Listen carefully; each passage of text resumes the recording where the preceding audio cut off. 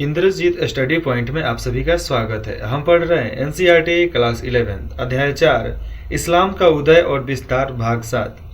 तो इसमें हम विद्या और संस्कृति से पढ़ेंगे, जिसमें हमें मालूम चलेगा कितने प्रकार की विद्या उस समय चलता था और कौन कौन सी संस्कृति थे।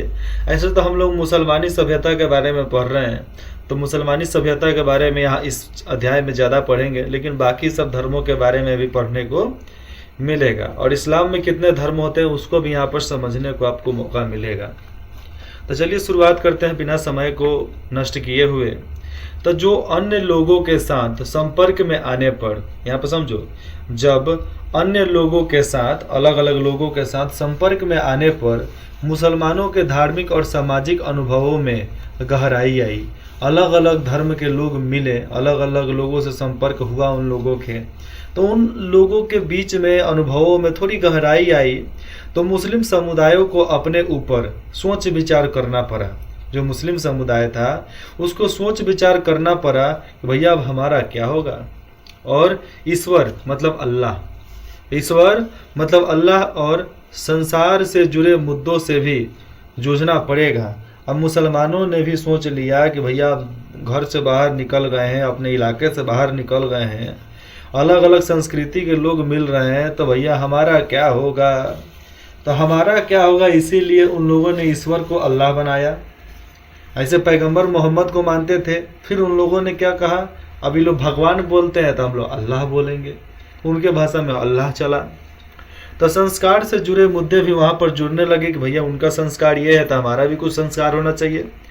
एक मुसलमान का आदर्श जो आचरण होता है ना, उस सबका आदर्श आचरण, तो एक मुसलमान का आदर्श आचरण जो सबसे बढ़िया आचरण होता था, सबके सामने और अकेले में कैसा होना चाहिए, सबके सामने कैसा होना चाहिए आचरण और अकेले में आचरण कैसे होना चाहिए, यह भी यहाँ पर स्पष्ट रूप से दिखाना पड़ता है।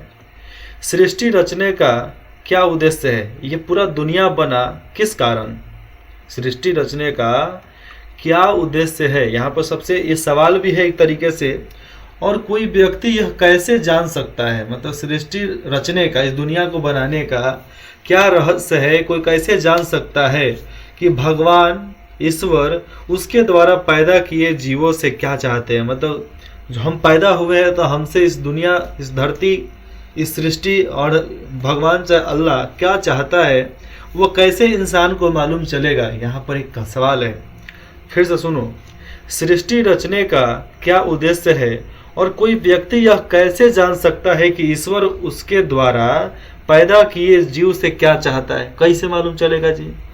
कोई स्पष्ट, यहाँ पर सृष्टि की बात हो रही है, तो कोई सृष्टि के रहस्यों को कैसे समझ सकता है, यह भी सवाल है। और इन प्रश्नों के उत्तर विद्वान मुसलमानों से प्राप्त हुए, जो सबसे विद्वान थे उनसे प्राप्त हुआ, जिन्होंने समुदाय की सामाजिक पहचान को मजबूत बनाने के लिए और अपनी वैदिक जिज्ञासा को संतुष्ट करने के लिए विभिन्न प्रकार का ज्ञान प्राप्त और संकलित किया, मतलब इकट्ठा किया। तब इन लोगों को समझ में आया कि थोड़ा मोड़ा और थोड़ा इसमें करना पड़ेगा। तो धार्मिक विद्वानों, उनको बोलता था लो उलमा। तो उलमा के लिए कुरान से प्राप्त ज्ञान, तो ज्ञान को इल्म बोला जाता है उर्दू भाषा में, तो उलमा के लिए कुरान से प्राप्त इल्म और पैगंबर मोहम्मद का आदर्श व्यवहार, मतलब सुनना। तो आदर्श व्यवहार ईश्वर की इच्छा को जताने का एकमात्र तरीका है कि ईश्वर का क्या महत्व है हमसे, ईश्वर क्या चाहते हैं, ये सब उनके ग्रंथ में, कुरान शरीफ में लिखा गया है। और वह इस विश्व में मार्गदर्शन प्रदान करते हैं, जिस तरह कुरान में लिखा है वैसे वैसे आपको बनना चाहिए।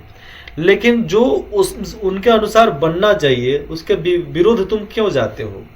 मध्यकाल में देखा जाए तो उलमा अपना समय, मध्यकाल में देखेंगे तो हम जो विद्वान लोग, धार्मिक विद्वान लोग थे मुसलमानों के, तो उलमा अपने समय कुरान पर टिका, मतलब उसी पर तफसीर लिखने और मोहम्मद की, कौन, पैगंबर मोहम्मद की प्रमाणिक युक्तियों, जो उनका जो वाक्य था जो सुझाया करते थे, तो वह युक्तियों और कार्य को लेखबद्ध करने में लगे थे। मतलब वो लगे थे कि पैगंबर मोहम्मद का आदर्श व्यवहार वो क्या मार्गदर्शन देना चाहते हैं, क्या बताना चाहते हैं, हमें कैसे करना चाहिए, इन सब के बारे में उन्होंने क्या क्या बताया उसके बारे में लिखा सुनी यहाँ पर चल रहा है। जो भी उन लोगों ने कहा, पैगंबर मोहम्मद ने कहा, ये सब ये लोग लिख रहे हैं। अब कुछ उलमा ने कर्म कांडो, कुछ उलमा मतलब समझ रहे, कुछ विद्वानों ने कर्म कांडो मतलब इबादत, ठीक है, कर्म कांडों के जरिए ईश्वर के साथ मुसलमानों के संबंध को नियंत्रित करने और सामाजिक कार्य को लोग बोलते हैं मुआमलात। तो मुआमलात है ना, हाँ, तो मुआमलात के जरिए बाकी इंसानों के साथ मुसलमानों के संबंधों को नियंत्रित करने के लिए कानून अथवा शरिया, कानून अथवा शरिया मतलब जिसका शाब्दिक अर्थ होता है सीधा रास्ता, कानून और सीधा रास्ता तैयार करने का काम इन लोगों ने उसको लिखने के अनुसार किया। जिस तरह हम लोग गीता, रामायण, महाभारत, पुराण मानते हैं, उस तरह मुसलमान कुरान मानते हैं। और जितने भी जीसस लोग होते हैं क्या मानते हैं, वो उनका अलग ग्रंथ है भैया उन लोगों का, मुझे नाम बार बार मैं उनका नाम भूल जाता हूँ उस किताब का, इसलिए मुझे ज़्यादा वो सब याद नहीं रहता है। लेकिन बात यहाँ पर आ जाती है, जो भी धर्म हुआ उसका धार्मिक एक किताब होता है, हम लोग का तो पता है, और गीता, महाभारत, रामायण वगैरह वगैरह। मुसलमानों के लिए कुरान, मैं एक यही नाम जानता हूँ, कुरान शरीफ, कुरान, ठीक है। और जो जीसस के लिए लिखा गया था उसमें उनका नाम थोड़ा अजीब है, थोड़ा, हर किसी का एक धार्मिक ग्रंथ होता है ना जी, आपको सब पता है। हिंदुओं के लिए गीता, महाभारत, रामायण, पुराण वगैरह वगैरह और भी किताबें हैं। मुसलमानों के लिए कुरान, कुरान शरीफ, मैं ये दो नाम जानता हूँ, इसके ज़्यादा नहीं जानता हूँ। और ईसाइयों के लिए है बाइबल। तो ये सारे धर्मों के लिए अलग अलग किताब बनाए गए हैं, वो सब लोग अपना अपना स्पेशल लिख लिया है। अब कहाँ से लिखा ये तो मुझे पता नहीं, लेकिन यहाँ पर समझो, इस्लाम धर्म का शुरुआत पैगंबर मोहम्मद से हुआ, ठीक है। और जितना भी जीसस लोग थे उनके धर्म का शुरुआत कैसे हुआ, वो जो जीसस थे उनके वजह से हुआ, ठीक है। क्रिश्चियन लोगों का जीसस की वजह से हुआ। और आगे आ जाते हैं बाकी सब देशों का, तो उनका भी नाम है। लेकिन हमारा सनातन धर्म कौन शुरू किया मुझे तो पता ही नहीं है, आपको पता है तो जरा कमेंट करके बताइए। और बौद्ध धर्म का गौतम बुद्ध ने किया, मतलब इन सब का नाम है, लेकिन उसके पहले सनातन धर्म को कौन आगे किया ये सब नाम आज तक मुझे पता नहीं चला है। आपको मालूम चलेगा तो जरूर बताना। जितने भी इस्लामिक कानून को मानने वाले थे, तो इस्लामी कानून तैयार करने के लिए विधिवेताओं ने तर्क और अनुमान का इस्तेमाल भी किया। तो तर्क का यहाँ पर अनुमान जो लगाया जाता है मतलब कियास, उर्दू भाषा में इसको कियास बोलते हैं, ठीक है। तो इन लोगों ने कुछ अनुमान और तर्क लगाया कि भैया ऐसे ऐसे हम कानून बनाएंगे, क्योंकि कुरान और हदीथ में हर चीज़ प्रत्यक्ष नहीं थी। कुरान और हदीथ दो किताबें थे जो मुसलमानों के लिए था, उसमें कोई भी बात प्रत्यक्ष नहीं लिखा गया था कि यही आपको करना है, लेकिन बाद में उसको फिर से लिखा गया तो उसमें प्रत्यक्ष शुरू हो गया। और शहरीकरण के कारण जीवन उत्तरोत्तर जटिल बन गया था। स्रोत के अर्थ में देखा जाए तो स्रोत के अर्थ निर्णय और विधि शास्त्र के तरीकों के बारे में मतभेद के कारण 18वीं और 9वीं शताब्दी में कानून की 4 शाखाएं बनाई गई। 4 शाखाएं का मतलब होता है मजहब, 4 शाखाएं। तो देखो जिस तरह अभी सनातन धर्म में चला क्या चाहिए, ब्राह्मण, क्षत्रिय, वैश्य और क्षुद्र। तो कानून जो उनका था मुसलमानों का, उसमें भी 4 शाखाएं थे। मजहब मतलब धर्म, तो 4 इनके मजहब थे। देखते हैं कैसे कैसे थे तो बन गए। कौन कौन से मजहब बन गए, तो मलिकी, इन्फी, सफ़ई और हनबली थी। क्या थी, मलिकी, हनफी, सफ़ई और हनबली थी। ये 4 इनके शाखाएं थे इसमें, ठीक है। जिसमें से प्रत्येक का नाम एक प्रसिद्ध, चाहे एक प्रमुख विधिवेता मतलब फकीह, तो फकीह के नाम मतलब फकीर के नाम पर इसको रखा गया था। और इनमें से अंतिम शाखा जो थी सर्वाधिक रूढ़िवादी की थी। जैसे में शरिया ने सुन्नी समाज के भीतर, सुन्नी एक मतलब मुसलमानों में भी अलग समाज हुआ करता था, तो सुन्नी समाज के भीतर सभी संभव कानूनी मुद्दों के बारे में मार्गदर्शन प्रदान किया गया था। हालांकि देखा जाए तो यह वाणिज्यिक अथवा दंडनीय और संवैधानिक मुद्दों की अपेक्षा व्यक्तिगत स्थिति, मतलब विवाह, तलाक, विरासत, विवाह में आ जाएगा आपका शादी, तलाक में आपका शादी तुड़वाना, विरासत में आपका पूरा प्रॉपर्टी, तो उसके प्रश्नों के बारे में अधिक स्पष्ट यहाँ पर सुस्पष्ट किया गया है, बताया गया है कैसे क्या क्या हो सकता था। विवाह के लिए कैसे, तलाक के लिए कैसे और विरासत के लिए कैसे। तो विरासत का इनका अलग अलग दस्तावेज हुआ करता था, विवाह के लिए कलमा पढ़ा जाता था, और तलाक के लिए तलाक तलाक तलाक 3 बार तलाक बोल दो तलाक हो गया। लेकिन उस चीज़ को अब ख़त्म कर दिया गया है, पूरे तरीके से ख़त्म कर दिया गया है। 1233 में स्थापित पुरस्तन सीरिया, तो पुरस्तन सीरिया मदरसे का आंगन है। ये देखो कितना बड़ा आंगन है। मकतब मतलब कहाँ, जहाँ पर शिक्षा दिया जाता है बच्चों को, तो मकतब में अपनी स्कूली शिक्षा पूरी कर चुके विद्यार्थियों के लिए यह मदरसा, तो मकतब और मदरसा, ऐसे मदरसा और मकतब दोनों का काम होता है पढ़ाना ही। तो मदरसा को बोलते हैं महाविश्वविद्यालय, मतलब उसको महाविद्यालय बोलते हैं, जहाँ पर बहुत सारे लड़कों को एक साथ पढ़ा जाता है। और मकतब में मतलब प्राइमरी सेक्टर में होता है ना 1 से 5, 1 से 8, तो ऐसे मकतब में पढ़ाए जाते हैं। लेकिन मदरसा में जाओगे तो आपको वहाँ पर विश्वविद्यालय भी मिल जाएंगे, महाविद्यालय भी मिलेगा, विद्यालय भी मिलेगा, कॉलेज भी मिलेगा। तो मदरसा महाविद्यालय था, ठीक है, समझ में आया।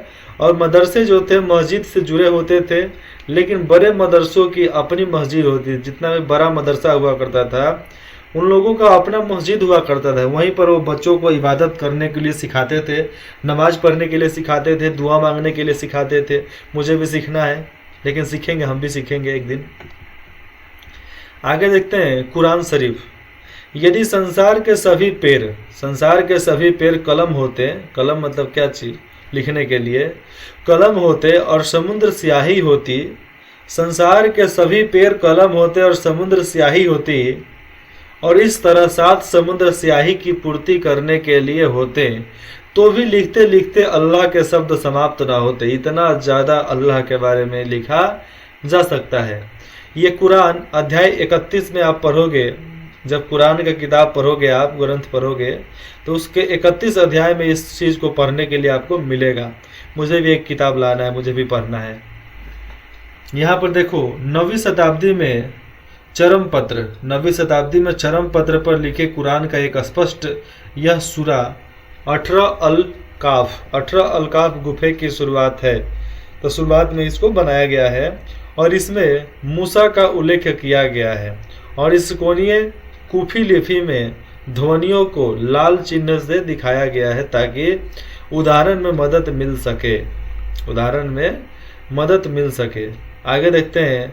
तो अरबी भाषा में रचित कुरान 114 अध्यायों मतलब सूराओं में विभाजित है, और जिनकी लंबाई क्रमिक रूप से घटती जाती है, और इस प्रकार आखिरी सूरा सबसे छोटा होता है। जैसे देखो यहाँ पर दिख रहा है ना, सबसे छोटा है। इसका उपवाद केवल पहला सूरा है, जो एक संक्षिप्त प्रार्थना मतलब अल फतिहा अर्थात प्रार्थना, प्रारंभ मतलब शुरुआत, तो अल फतिहा मतलब शुरुआत है।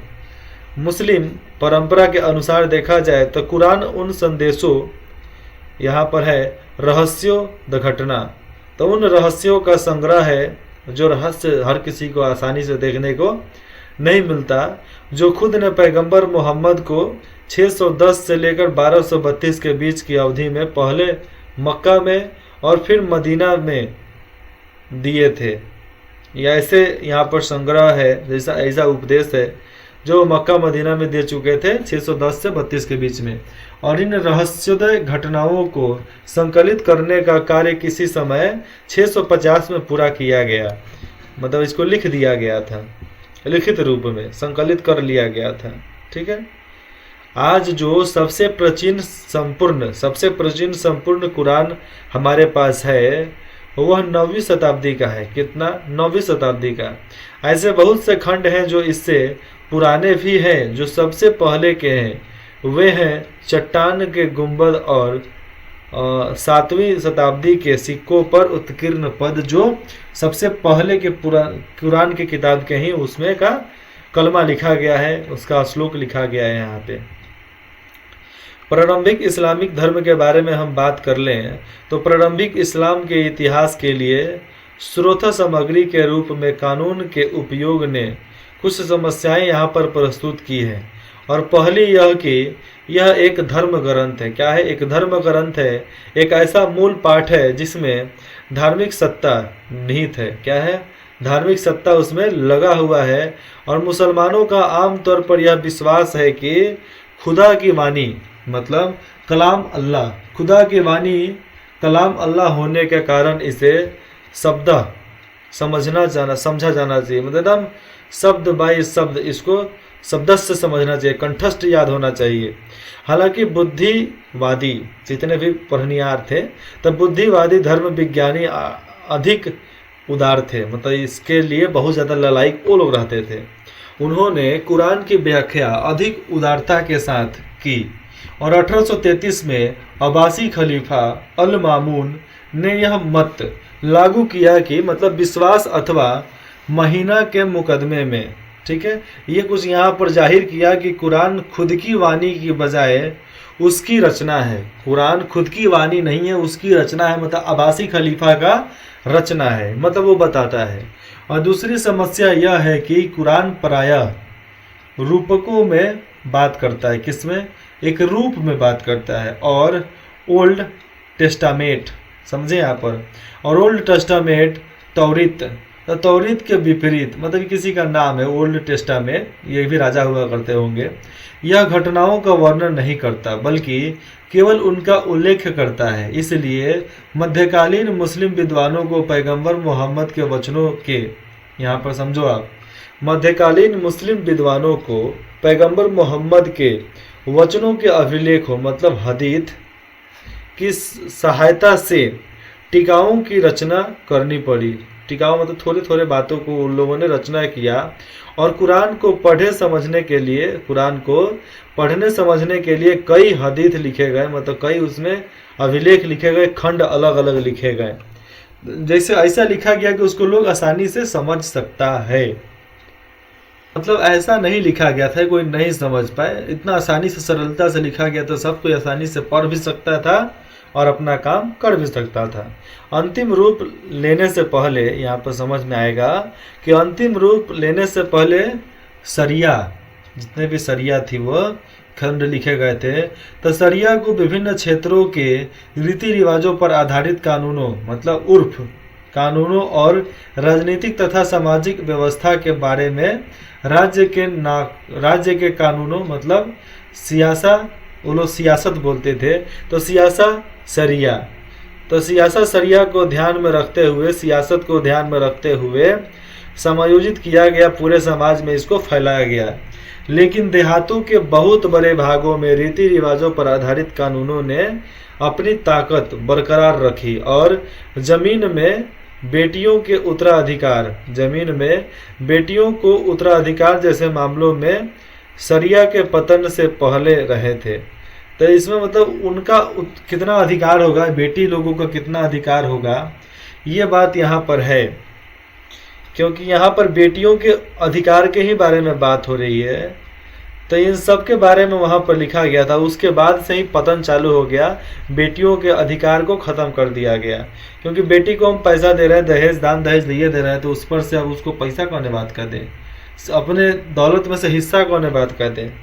अधिकतर शासनों ने, जितने भी शासन हुए, तो अधिकतर शासनों ने शासक और उसके अधिकारी राज्य की सुरक्षा के मामले में नियमित रूप से निपटते थे। वो लोग नियमित रूप से सभी सुरक्षा के नियमों से निपट लेते थे और केवल कुछ ही चुने हुए मामले काजी मतलब न्यायाधीश के पास जाता था। और काजी किसको बोलते थे? जो वो मस्जिद में बैठा था मौलवी, तो उसको काजी लोग बोलते थे, उसको लोग न्यायाधीश बोलते थे उस समय। लेकिन जब अकबर का सरकार आया, अकबर का ज़माना आया, सत्ता आया, तो उन सब काजियों को हटा दिया गया। हटाओ, तुम्हारी बात कोई नहीं सुनेगा, अब जो है यहाँ के शहंशाह हम हैं, तुम नहीं। तो न्यायाधीश को वहाँ से हटा कर फेंक दिया गया। तो न्यायाधीश के पास कुछ ही मामले जाता था। क्योंकि जज था भैया उस समय का। आज का जज तो पढ़ल लिखल तो है सब नहीं, सब बेहुदा, सब पैसा दे दे के गेला है सब, और जौन समझ में आता है वही करता है सब, रिश्वतखोर कहीं का। यहाँ पर आगे देखते हैं तो राज्य द्वारा प्रत्येक शहर अथवा बस्ती में नियुक्त किया गया काजी अक्सर शरिया का कड़ाई से पालन कराने की बजाय, काजी जो था शरिया का कड़ाई से पालन कराने के बजाय विवाद के समस्त हल पर, विवाद जहाँ होता था तब विवाद के समस्त हल पर पहुंचकर एक मध्यस्थ मतलब बिचवनिया के रूप में कार्य करता था। काजी का यही काम था, बिचवनिया का कार्य को खत्म करना। समझे कि नहीं समझे अभी तक? यहाँ पर देखो, तेजी से नाचते हुए दरवेशों का चित्र यहाँ पर दिखाया गया है, जो ईरानी पांडुलिपियों 1490। नाचने वाले 4 पुरुषों में से एक ही के हाथ सही स्थिति में दिखाए गए हैं, यहाँ पर खूब अच्छा से दिखाया गया है, और इनमें कुछ चक्कर लगाकर चाहे चक्कर खाकर गिर गए हैं और उन्हें उठाकर ले जाया जा रहा है। जैसे यहाँ पर देखो सबूत के तौर पे यहाँ पर बताया गया है, नीचे वाले लोग को उठाकर भेजा जा रहा है और उधर 4 लोग नाच रहे हैं, बाकी लोग कुछ उधर देख भी रहे हैं।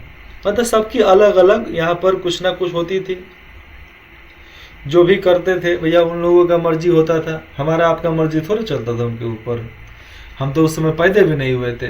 तो मध्यकालीन इस्लाम के धार्मिक विचारों वाले लोगों का एक समूह बन गया था जिन्हें सूफी कहा जाता था। तो इनको सूफी संत होता था। क्या चीज़? सूफी संत। ये लोग धार्मिक चीज़ को बहुत मतलब अपने धर्म को बहुत तेज़ी से आगे बढ़ाते थे। और जो सूफी चिश्ती थे वो बहुत प्रसिद्ध हुआ करते थे, बोला जाता था वो खुदा से डायरेक्ट जुड़े हुए हैं, और जो बोलते थे वो सही होता था। ये लोग तत्आश्चर्य देखा जाए यहाँ पर तत्पश्चात तो रहबनिया, तो तपश्चर्या, तो ये लोग उसको बोलते थे रहबनिया। तो रहबनिया और रहस्यवाद के जरिए खुदा का अधिक गहरा और अधिक व्यक्तिक ज्ञान प्राप्त करना चाहते थे। और समाज जितना अधिक भौतिक पदार्थों, समाज क्या था, जितना ज़्यादा भौतिक पदार्थों और सुखों की ओर ललायित होता था, मतलब उधर झुकता था, तो सूफी लोग संस्कार का त्याग उतना अधिक करना चाहते थे। जितना लोग खुशी की तरफ जा रहा है, सुख की तरफ जा रहा है, भौतिक सुखों की तरफ जा रहा है, तो ये लोग और भी संन्यास लेने के तरफ जाते थे, संसार को त्याग देते थे और केवल खुदा का भरोसा करना चाहते थे। केवल खुदा का भरोसा, तो लोग भरोसा को बोलते थे तवक्कुल, तो एकदम तवक्कुल करना चाहते थे, खुदा पर भरोसा करना चाहते थे। और समझ में आता है कि 18वीं और 9वीं शताब्दी में तत्आश्चर्य देखा जाए तो वैराग्य, तप आश्चर्य और वैराग्य, मतलब वैराग्य को ही वो लोग बोला जाता है, इसे भी भाषा में बोला जाता है कि तपश्चर्या। वैराग्य की प्रवृत्तियां जो थी सर्वेश्वरवाद, मतलब हर कोई वहां पर लेना चाहता था। तो सर्वेश्वरवाद और प्यार के विचारों द्वारा ऊंचा उठाकर, मतलब सबके लिए, और प्यार के बात को, मोहब्बत के पैगाम को ऊंचा उठाकर रहस्यवाद की ऊंची अवस्था पर पहुंच गई। और सर्वेश्वरवाद ईश्वर और उसकी सृष्टि के एक होने का विचार यहाँ पर देखने को मिलता है कि ईश्वर से मिलन, यहाँ पर समझो आप, ईश्वर से मिलन, ईश्वर के साथ तीव्र प्रेम, ईश्वर से मिलन, ईश्वर के साथ तीव्र प्रेम, बहुत ज़्यादा इश्क मोहब्बत के जरिए ही प्राप्त किया जा सकता है। क्योंकि ईश्वर से मिलना है तो तीव्र प्रेम तो करना ही पड़ेगा, और तीव्र प्रेम के अनुसार ही आप उससे मिल सकते हैं।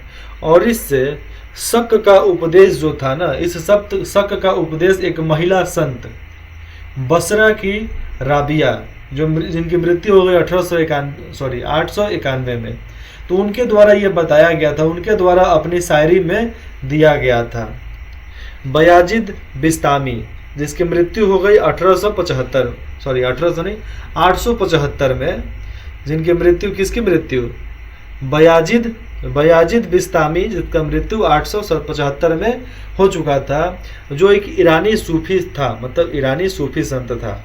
पहला व्यक्ति था जिसने अपने आप को खुदा में लीन, मतलब खुदा में फना कर दिया था, अपने आप को खुदा में लीन करने का उपदेश दिया करता था, ये खुदा से मिल जाओ। सूफीवाद का द्वार, जो सूफी संतों से जो समर्थक में थे, तो सूफीवादों का मतलब उनके आश्रम, उनका जो भी मदरसा हुआ करता था, चाहे मस्जिद, वहाँ पर उनके लिए द्वार हमेशा खुला है, चाहे वह किसी भी धर्म का हैसियत, चाहे लिंग का हो, उन सब के लिए हमारा द्वार खुला है, ऐसे सूफीवाद के लोग बोलते थे। और धुलनुन मिस्र, जिसकी मृत्यु 861 में हुई थी, जिसका कब्र आज भी मिस्र में पिरामिडों के निकट देखा जा सकता है, और उन्होंने अब्बासी खलीफा अल मुत्तवकिल के सामने यह घोषणा की थी कि उसने सच्चा इस्लाम एक बूढ़ी महिला से सीखा है, सच्चा इस्लाम एक बूढ़ी महिला से सीखा है, और सच्ची वीरता एक जलवाहक से सीखी है। सूफीवाद ने इस्लाम को निजी अधिक और संस्थात्मक काम बना दिया, निजी काम ज़्यादा और संस्थात्मक काम भी बना दिया, और इस प्रकार उसने लोकप्रियता प्राप्त की और रूढ़िवादी इस्लाम के समक्ष चुनौती पेश किया कि भैया ये कांड भी किया जा सकता है, ये काम भी किया जा सकता है, और इस्लाम को अलग पहुंचाना है तो थोड़ा चुनौती देना पड़ेगा, चुनौती सहना भी पड़ेगा। और इन लोगों ने ऐसे कुछ नया चीज़ पेश करते करते भी सामने एक नया तहजीब, नया लगाव, नया अट्रैक्शन सामने प्रस्तुत किया। और इस्लामी दार्शनिकों और वैज्ञानिकों ने यूनानी दर्शन और विज्ञान के प्रभाव में ईश्वर और विश्व की एक वैकल्पिक कल्पना विकसित की। और 7वीं शताब्दी के दौरान देखा जाए तो बाइजेंटाइन और ससानी साम्राज्य में पिछली यूनानी संस्कृतियों के अवशेष यहाँ पर पाए गए थे, चाहे पाए जा सकते थे।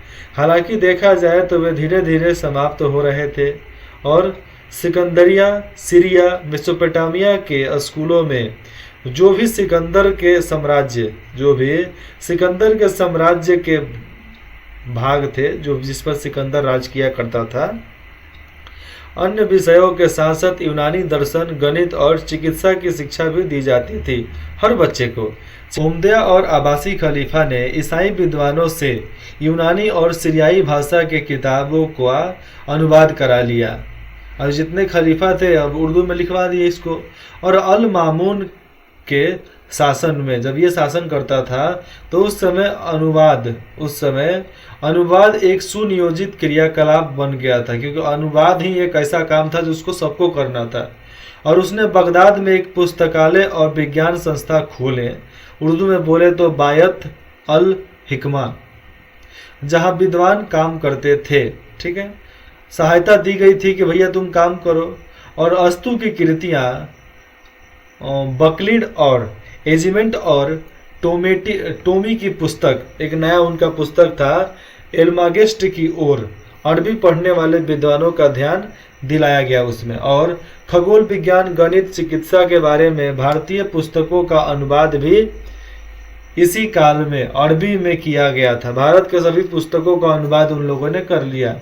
यह रचना जो थी यूरोप में पहुंची, और इससे दर्शन शास्त्र और विज्ञान में रुचि उत्पन्न हुआ। दर्शन शास्त्र और विज्ञान में, तो दर्शन शास्त्र में आपको क्या आ जाएगा?